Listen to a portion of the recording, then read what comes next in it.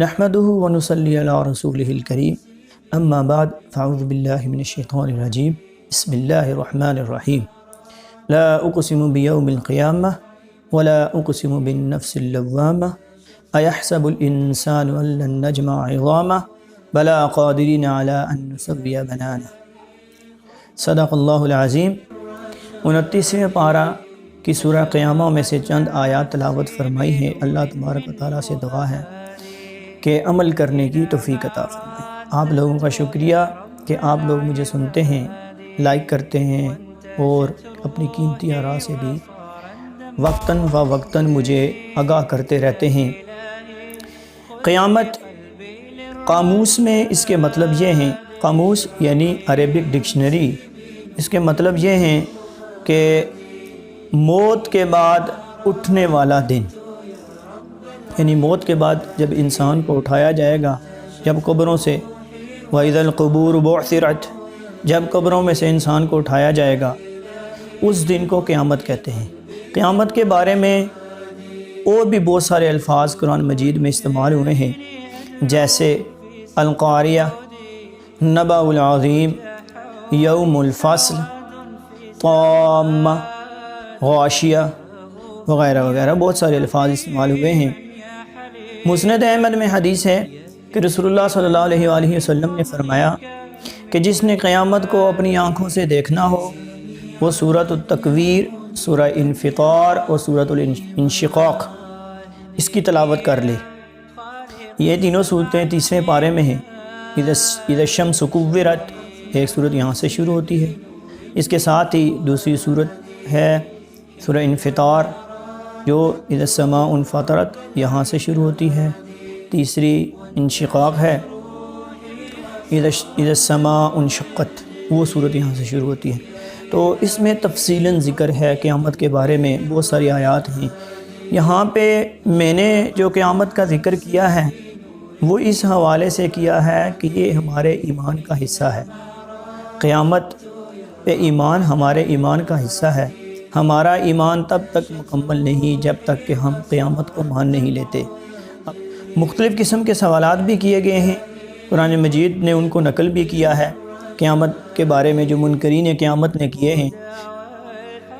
سورہ یاسین میں یہ جو سوال ہے وہ یہاں سے شروع ہوتا ہے، وَيَقُولُونَ، اور وہ کہتے ہیں مَتَىٰ هَٰذَا الْوَعْدُ، کہ وہ کب وعدہ پورا ہوگا، ان کنتم صادقین، اگر تم سچے ہو تو بتاؤ۔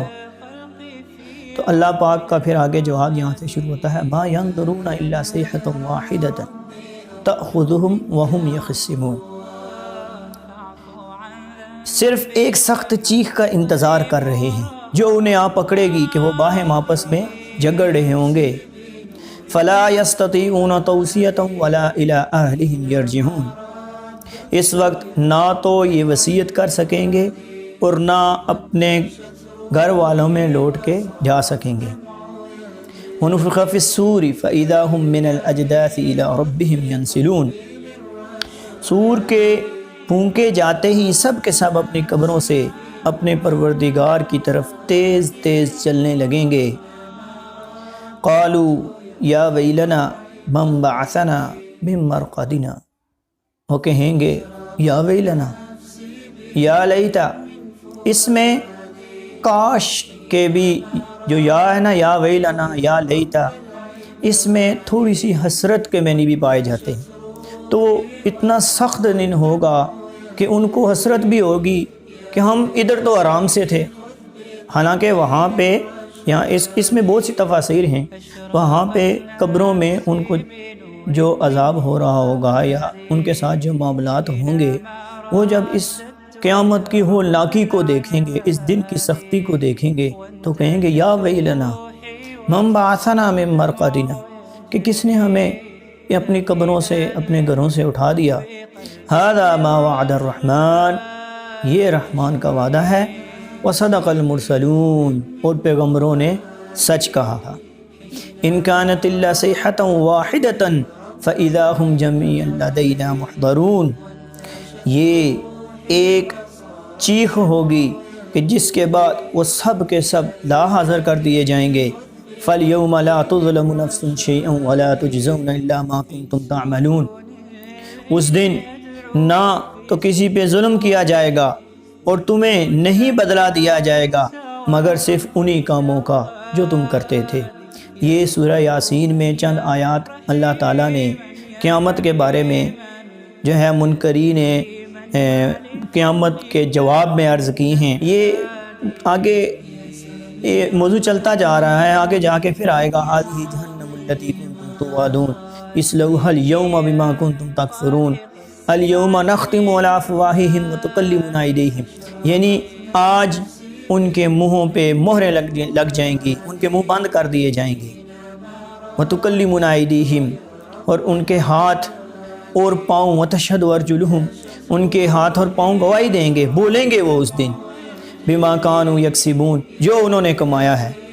یہ ساری آیات سورہ یاسین کی یہ اس کے جواب میں جو انہوں نے وَيَقُولُونَ مَتَىٰ هَٰذَا الْوَعْدُ إِن كُنتُمْ صَادِقِينَ، جو انہوں نے سوال کیا تھا کہ وعدہ کب ہوگا، اگر سچے ہو تو بتاؤ، تو اس کی تفصیلاً جو اللہ تعالیٰ نے اس کا سورہ یاسین میں بیان فرمایا ہے۔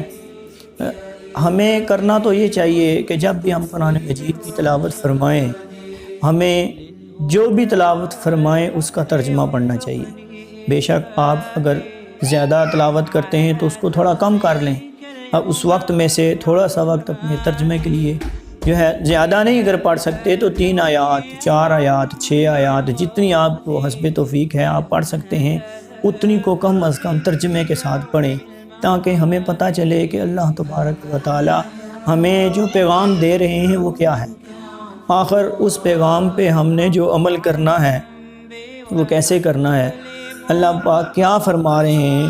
ہم صرف پڑھتے جاتے ہیں، ثواب تو ڈیفینیٹلی ہمیں مل جاتا ہے، ثواب تو ملے گا ہی، ہم پڑھیں گے تو اللہ کے نبی کے حدیث بھی ہیں کہ ثواب تو ملتا ہے، لیکن اصل مقصد اس کا یہ نہیں ہے۔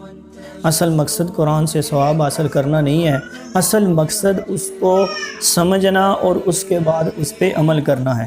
اللہ تبارک و تعالی مجھے اور آپ سب کو قیامت کی تیاری کرنے کی توفیق عطا فرمائے، موت سے پہلے موت کی تیاری کرنے کی توفیق عطا فرمائے۔ آخر دعوانا الحمدللہ رب العالمین۔